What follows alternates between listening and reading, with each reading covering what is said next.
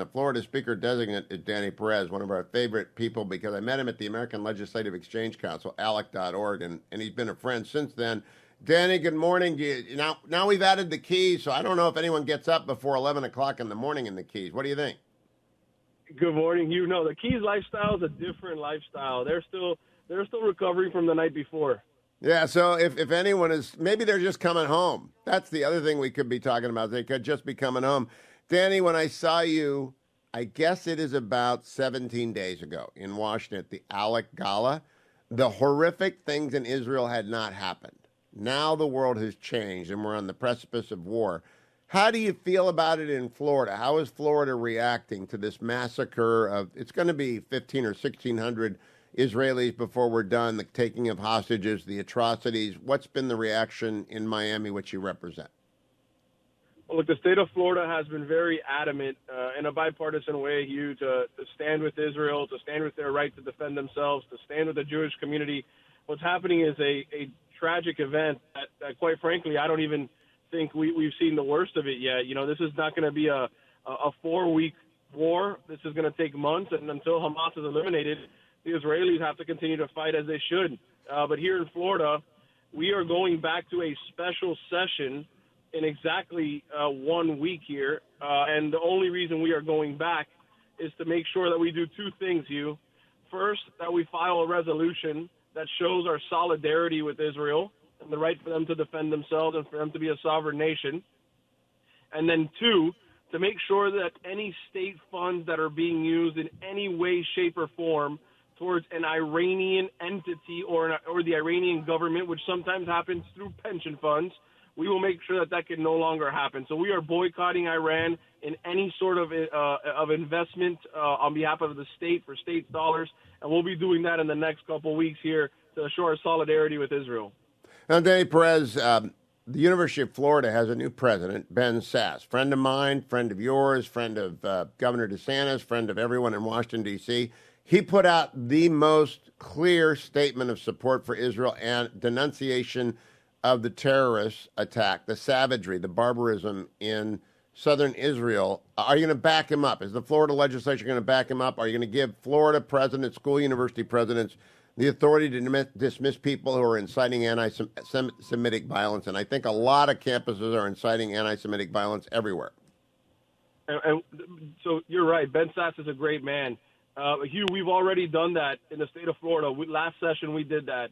And it was a delicate balance between freedom of speech and making sure that we knock terrorism the way that we should, which is in a place where there is no existence for anyone that believes in terrorism, supports terrorism, or opinionates in favor of terrorism.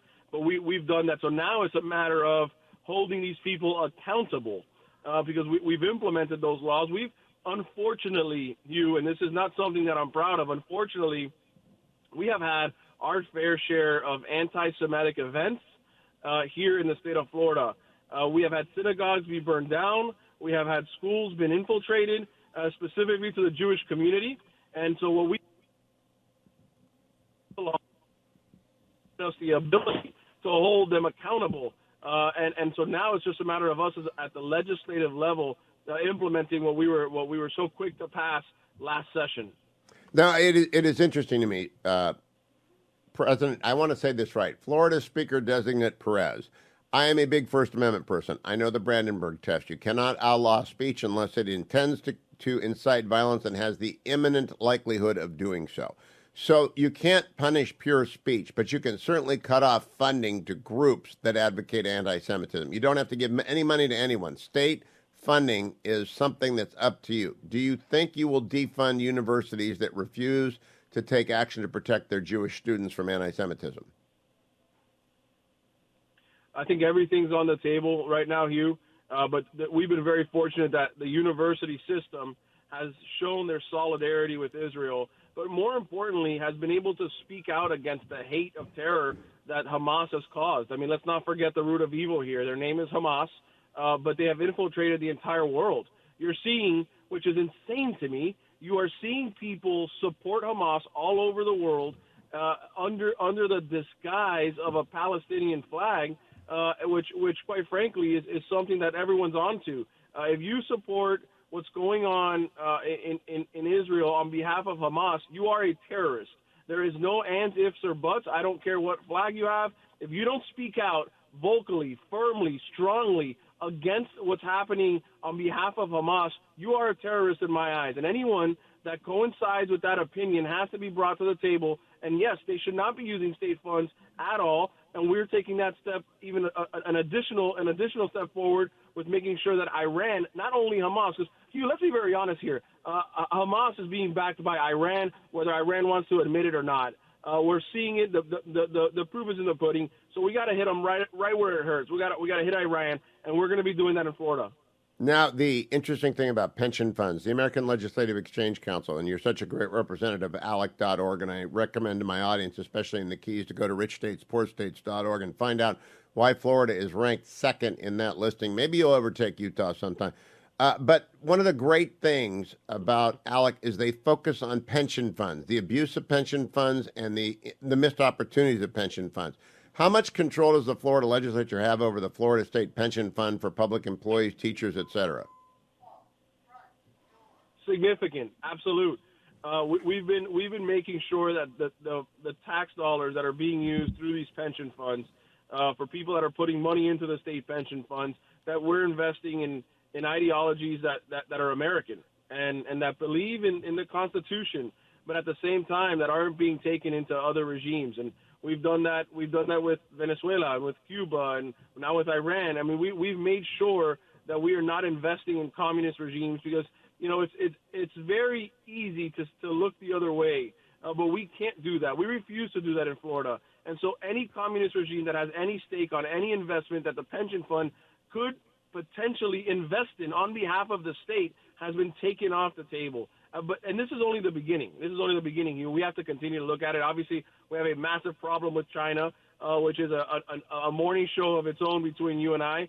Scares the hell out of me because, you know, they are already here, and we have to think of them the same way we think of many of these communist regimes that we're talking about today, like in Iran.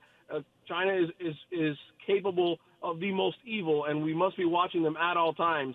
But they pretend to throw the rock and then put their hand behind their back. But we're on to them, and we've been passing policy to make sure that they don't invest our economy, let alone our pension fund.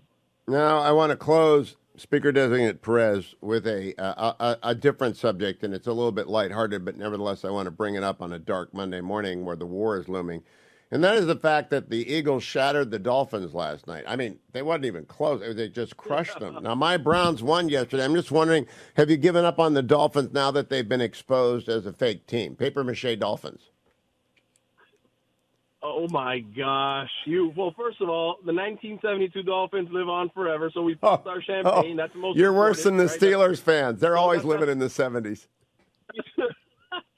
That's number one. And number two, I don't know if you saw the game, but the refs completely blew us out themselves. The Eagles didn't beat us. The refs beat us last night with a side of Jalen Hurts, but Tua's going to come back. And I don't know if you know that Tyreek Hill isn't just the best wide receiver in the NFL. He is potentially, by the time he is done, you're hearing it here first, one of the best wide receivers in the history of the NFL. The cheetah is here to stay, Hugh. I'm sorry. I grew up with Paul Warfield in Warren, Ohio, and you got the downhill of his career. He was a Browns before he was a Dolphin. But, I mean, they melted in the rain last night. I just said they're papier-mâché Dolphins. I thought Dolphins were supposed to be, durable beasts, but they just fell apart, Danny.